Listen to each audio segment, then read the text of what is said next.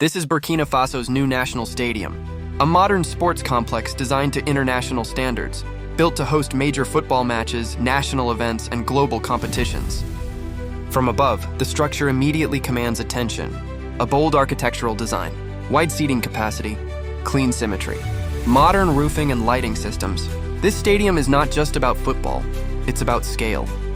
The pitch meets professional FIFA standard dimensions, engineered for elite-level play.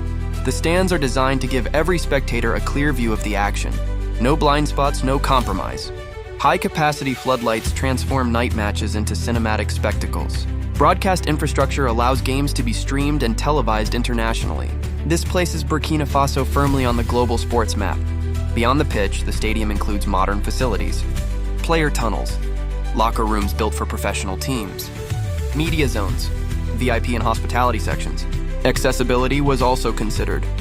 Wide entrances, organized crowd flow, modern safety and security layouts. What you're looking at is not just a stadium, it's a statement. A statement that Burkina Faso is investing in world-class infrastructure.